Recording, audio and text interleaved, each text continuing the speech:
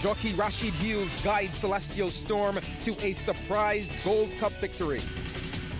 Government to spend millions upgrading washrooms at schools.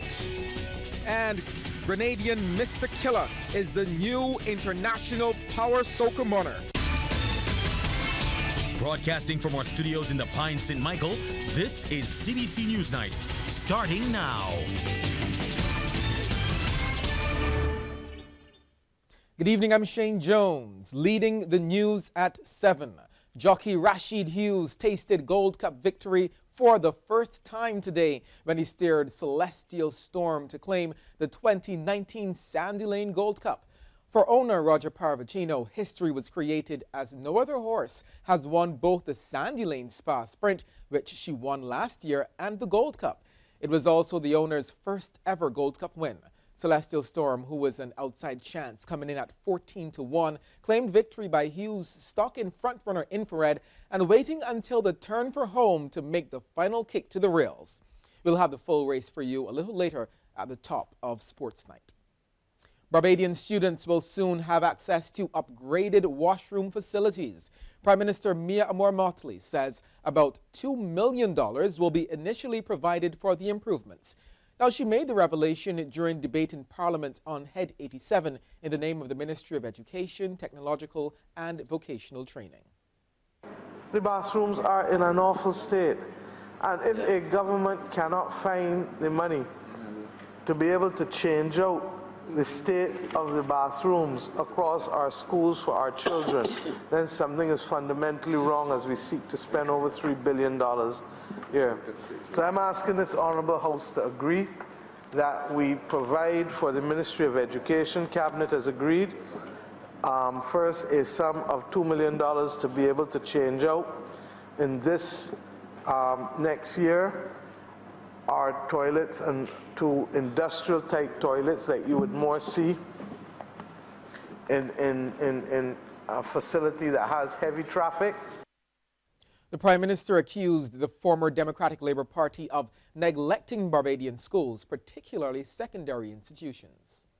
The last government built one or two and did significant improvements for one or two, but the majority remained unnoticed. Building at Lodge School, however nice it may appear and however magnificent that campus is, has left schools like Grantley Adams School and Parkinson School and others literally completely neglected. And quite frankly, I am ashamed to walk on some of these premises and to believe that this is where we want our children to grow up and to learn. Okay, the psychiatric hospital will be rolling out a mental health program targeting secondary school students. Hospital Director David Leacock says this is part of its educational and outreach efforts.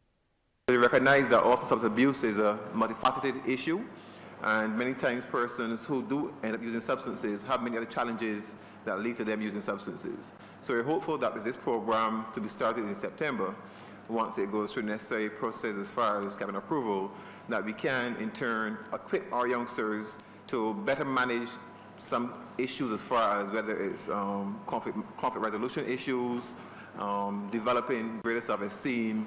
This program, as I said, is intended to attach to all secondary schools at this stage. Efforts continue to educate Barbadians about natural hazards that threaten Barbados coastlines. Director of the Coastal Zone Management Unit, Dr. Leo Brewster, says many people know about tsunamis, but he insists that Barbadians should also be aware of the threats posed by hurricanes and storm surges. To this end, he says the CZMU has renamed the Tsunami and Earthquake Smart Month to the Coastal Hazards and Earthquake Smart Month. The month was launched at the Barbados Coast Guard headquarters, HMBS Pelican. The theme for Coastal Hazards and Earthquake Smart Month is safety and security for the blue economy. Dr. Brewster notes that most of the island's critical infrastructure is located on or near to the coasts, such as power generation, fire response, medical services, government buildings, are all located on or near to the coast and make them vulnerable to the impacts of coastal hazards. Much of our population is also centered around the coast, from the west to the southeast, making it also vulnerable to the impacts of coastal hazards. But we must also consider that the coastal zone offers many ecosystem services, such as coral reefs and their natural protection for the coastline, coastal woodlands and mangroves, which also form a natural protection against coastal impacts, especially wind hazards. Harrison College is continuing its quest to provide students with all-round learning experiences. Now, yesterday, the students completed studies on Africa and displayed their knowledge of African traditions and culture at the 3rd African Awareness Concert. Organizer Gloria Haynes says the event continues to grow as it gives students an opportunity to showcase their talents. Our concert was launched like a plane ride. We're on a journey. AA is African Awareness 2019. And this concert is entitled Powerful Roots, Remarkable Achievements. And it looks at all of what we have achieved as Harrisonians.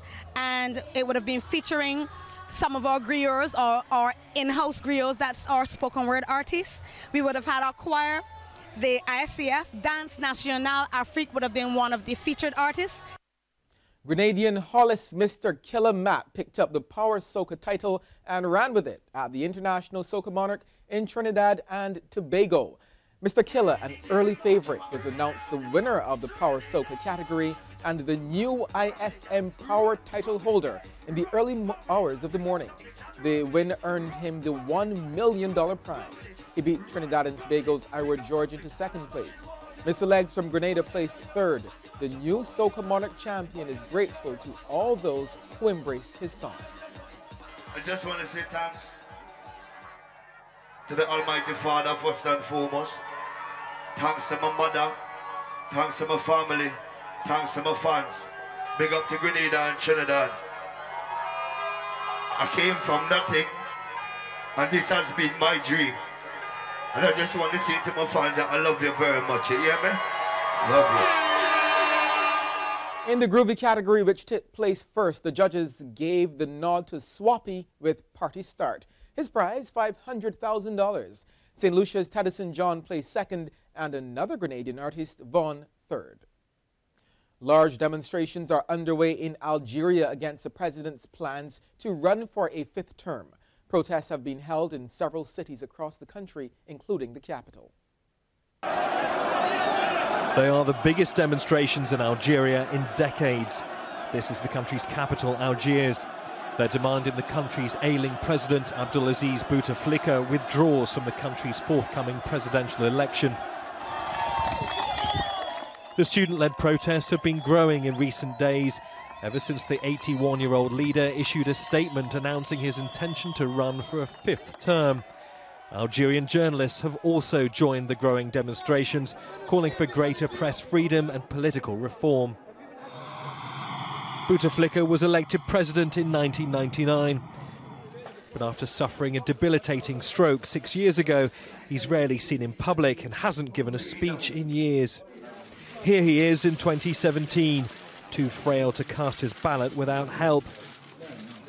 Demonstrators say he's too weak to lead. It's widely believed the country's really run by a group of military and civilian elites who failed to find a successor to ensure the continuity of the country's leading party, the National Liberation Front. The parties repeatedly said the elections would be free and transparent. Bouteflika presided over the end of the bloody Algerian war in 2002 and a return to international affairs following decades of isolation. But demonstrators say it's time for Algeria's longest-serving head of state to retire from politics. Now, before I go, I have to tell you I was part of a CBC team at the Garrison Savannah taking in some of the day's action and the build-up to the big race. It was an exciting day for racing, but not so bright for some of the vendors. When we arrived at the Garrison Savannah, thousands lined the rails in eager anticipation of the main event, the Sandy Lane Barbados Gold Cup. Now, people were dressed to the nines as usual, showing off their best. Some assembled at the National Monument for a better vantage point. The kids also came out to enjoy the day, and some had treats to combat the blistering sun. We saw some familiar faces like former West Indies bowling coach Roddy Astwick, and spoke to locals and visitors about how they were spending the day.